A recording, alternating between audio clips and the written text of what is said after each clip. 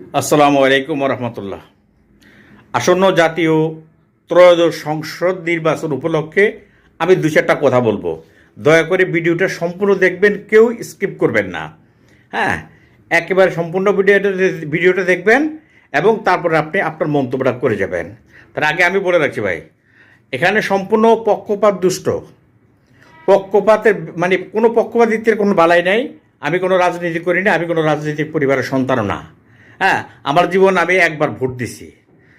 আপনি আপনার নিরপেক্ষ মন্তব্যটি শুধু এখানে করে যাবেন। এই যে 12ই ফেব্রুয়ারি যে নির্বাচনটা হতে যাচ্ছে আমাদের দেশে, এটা আপনারা জানেন।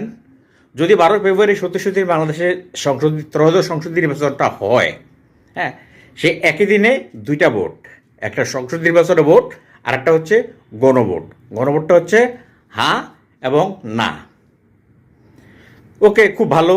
দুইটা নির্বাচন একসাথে হওয়া মানে দেশের জন্য অনেক খরচ বেঁচে যাওয়া, এটাকে আমরা অ্যাপ্রিসিয়েট করি, মন থেকে এটা চাই। এটা খুব ভালো একটা দিক হয়েছে। আচ্ছা, এইবার আপনারা বলেন, এই নির্বাচনে সব দল কিন্তু অংশগ্রহণ করতেছে না। আওয়ামী লীগ এবং জাতীয় পার্টি নির্বাচনে অংশগ্রহণ করতেছে না, যতটুকু পর্যন্ত আমরা সরে যাচ্ছি। তাহলে এই নির্বাচনে অংশগ্রহণ করতেছে কে? বিএনপি এবং জামাতে ইসলাম। আর এনসিপি নামক একটা দল আছে যাদের মার্ক হচ্ছে সাপটাগুলি। আচ্ছা, দেখুন আমার কথা হচ্ছে, নির্বাচনে যে যার ব্যালটে তো ভোট দিবে, ইলেকশনে ভোট দিবেই।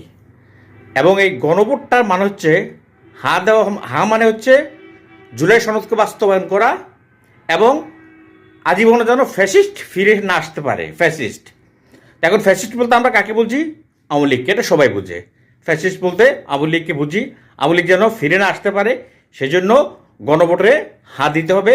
আর যদি না যুক্ত হয় তাইলে জুলাই সনদে হয়তোবা বাস্তবায়নটা হবে না। এখন আপনাদের কাছে আমার প্রশ্ন হচ্ছে, প্রকৃতপক্ষে এই জুলাই সনদটা আসলে কারা কারা চাচ্ছে? এই জুলাই সনদের প্রথম দাবিদার ছিল এনসিপি। এনসিপি চাচ্ছে, জামাত ইসলাম চাচ্ছে, বিএনপিও চাচ্ছে, যেহেতু কোনো একটা অভ্যুত্থান হয়েছে। এখন তারা এটা এই গণভোটের পক্ষে, অর্থাৎ হাঁ দেওয়ার পক্ষে। তো এখানে যেহেতু আওয়ামী লীগ নাই, আওয়ামী লীগ ভোট দিতেও যাবে না, যে যতটা জানি।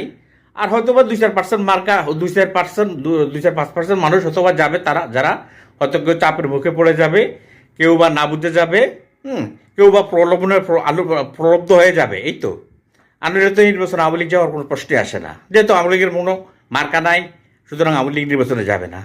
তাইলে এখানে না থেকে ভোট পড়ার কোনো সম্ভাবনা আছে? নাই, কারণ তারা তাদের মার্কায় ভোট দেওয়ার পরে অবশ্যই তারা